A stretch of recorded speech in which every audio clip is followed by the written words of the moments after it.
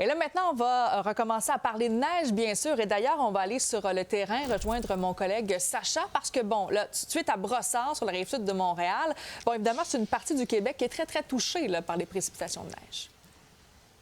Sabrina, c'est le cas de le dire. Et puis ici en Montérégie, comme tu peux le voir, il y a encore des averses de neige, il y a encore des précipitations. Et puis il y a quand même de très forts vents. Au moment où est-ce que je te parle, je ressens un peu de froid, j'ai un peu froid.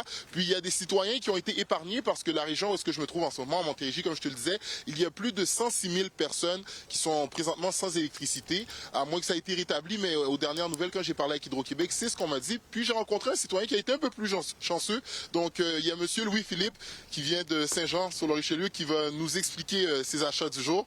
Donc, c'est quoi que vous avez acheté pour faire face à la neige? Bien, on a acheté 2 pelles parce que c'était prévu dans notre budget. En fait, ça donne que c'est aujourd'hui qu'on les achète. Mais chez nous, on n'a pas perdu l'électricité, en tout cas quand on est quitté ce matin la maison. Mais vous connaissez quand même des gens de votre entourage qui n'ont peut-être pas d'électricité au moment où on se parle? Oui, il y a des gens dans la famille qui n'ont pas d'électricité présentement, à Saint-Césaire notamment. Là. Donc, mais elle est en résidence, donc elle est bien entourée. Elle est bien entourée. Donc, je vous remercie pour votre temps. Merci beaucoup. Parfait. Puis, comme je te le disais, Sabrina, donc en Montérégie, c'est plus de 106 000 personnes qui n'avaient pas d'électricité ce matin. Mais ailleurs au Québec, on parle de Saguenay, on parle notamment de Trois-Rivières également, et d'autres régions comme au centre du Québec, où est-ce que les averses de neige, donc cette première bordée importante, a eu de lourdes conséquences, donc des écoles fermées. Et puis au niveau de la SQ, j'ai parlé avec des représentants de la SQ et qui ont dit qu'il n'y a pas nécessairement de gros événements à signaler, pareil du côté du SPVM. Oui, parfait. Pendant qu'on voyait des images justement de Trois-Rivières, Sacha qui est en direct de Brossard. Merci beaucoup. Je te remercie, Sarah. Bon, et je poursuis la discussion avec le porte-parole d'Hydro-Québec, Louis-Olivier Batty. Bonsoir, monsieur. Bonsoir. Bon midi, monsieur Batty. Oui, bonjour.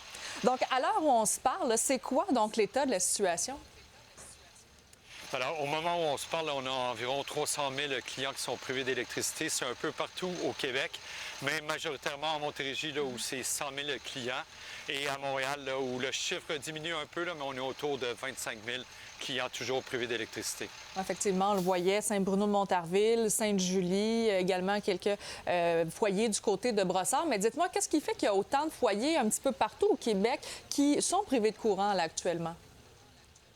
En fait, c'est essentiellement les conditions météo, là, la neige qui est tombée au cours des dernières heures. Une neige très lourde, beaucoup d'eau, donc 3 à 6 fois plus lourde là, que de la neige normale. Alors, tout ça est venu créer du poids sur la végétation à proximité du réseau électrique et on constate, là, nos équipes constatent beaucoup de dégâts sur le terrain. Alors, on fait vraiment appel à toutes les ressources possibles, là, près de 1000 travailleurs qui sont sur le terrain, des équipes d'Hydro-Québec, également là, des entrepreneurs privés là, qui viennent en renfort prêter main forte.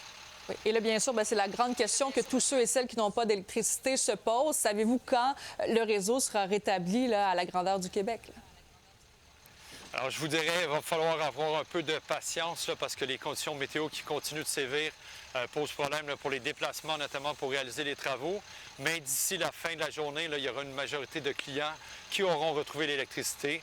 Pour les autres, là, ça va aller certainement là, à demain et dans les prochains jours là, pour les cas plus difficiles. Alors, ça risque d'être assez long là, dans certains secteurs. Est-ce qu'on peut s'attendre à ce qu'il y ait de nouvelles pannes? Parce qu'on voit la neige continue de tomber à l'extérieur. Vous le disiez, c'est une neige qui est extrêmement lourde. Donc, est-ce qu'on devra vérifier tout ça aussi?